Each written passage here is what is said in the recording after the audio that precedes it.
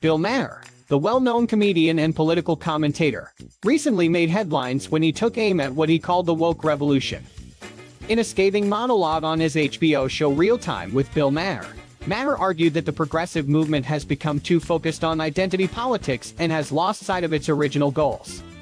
He also drew a connection between the current woke movement and communism, arguing that both share a fundamental disregard for individualism and personal freedom. Maher's comments have sparked a heated debate, with some applauding his criticism of what they see as an increasingly extreme and divisive progressive movement, while others have accused him of misunderstanding or misrepresenting the goals of the movement. So, what is the woke revolution, and why has it become such a hotly contested topic? At its core, the woke movement is a push for greater social justice and equality. It seeks to address issues such as racism, sexism, homophobia, and other forms of discrimination that continue to plague society.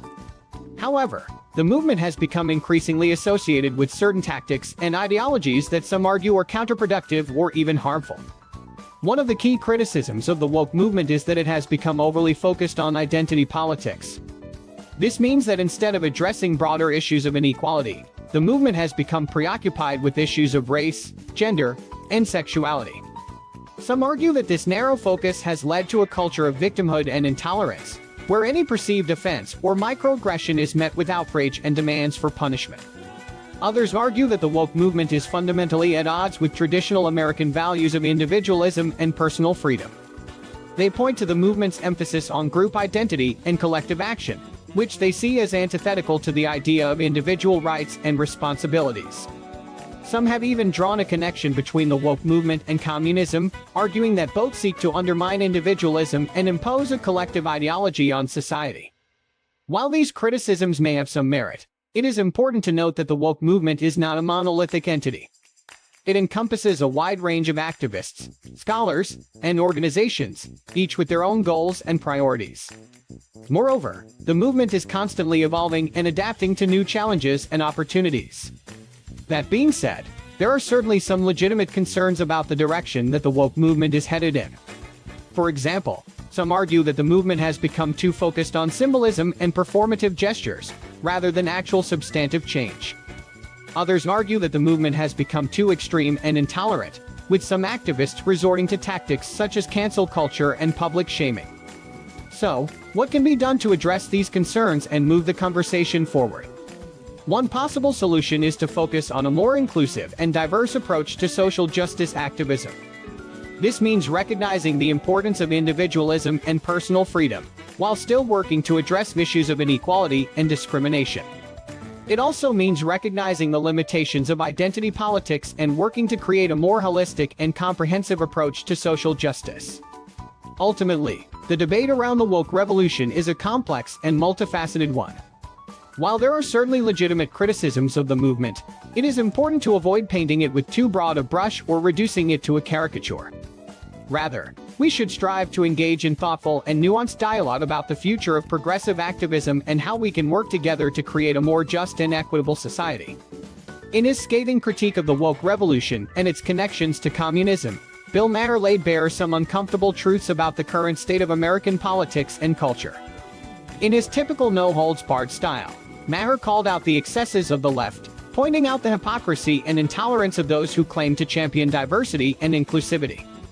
Maher began by noting the rise of the term woke in popular culture, which he said was now being used as a pejorative to describe those who were overly politically correct or who took offense at the slightest provocation. He then delved into the origins of woke culture, tracing its roots back to the Marxist theories of critical race theory and intersectionality. Maher argued that the woke movement had become a kind of religion, complete with its own dogma and orthodoxy. He pointed out that the woke mob was intolerant of dissenting opinions, and that those who dared to question the new orthodoxy risked being ostracized and canceled. Maher went on to argue that the woke movement had been co-opted by the far left, and that it was being used as a Trojan horse to push a radical socialist agenda.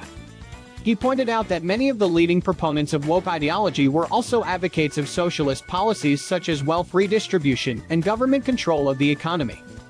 Maher then took aim at the hypocrisy of the woke movement, noting that many of its most vocal proponents were wealthy elites who lived lives of luxury and privilege. He pointed out that many of these individuals were guilty of the very things they claimed to be against, such as cultural appropriation and using their wealth and power to silence dissent. In one of the most scathing parts of his monologue, Maher attacked the idea of cancel culture, which he said was antithetical to the principles of free speech and open debate. He argued that cancel culture was being used as a tool of oppression by those in power, and that it was being used to silence dissent and maintain the status quo. Maher closed his monologue by calling on those who were sick of woke culture to speak out and push back against the new orthodoxy. He argued that the only way to stop the spread of woke ideology was to challenge it at every turn, and to refuse to be silenced by those who claim to speak for the oppressed. Overall, Maher's monologue was a powerful indictment of the excesses of the woke movement, and a rallying cry for those who value free speech and open debate. While some may disagree with his views, there is no denying the power and passion of his argument, and the importance of his message in today's increasingly polarized and divisive political landscape.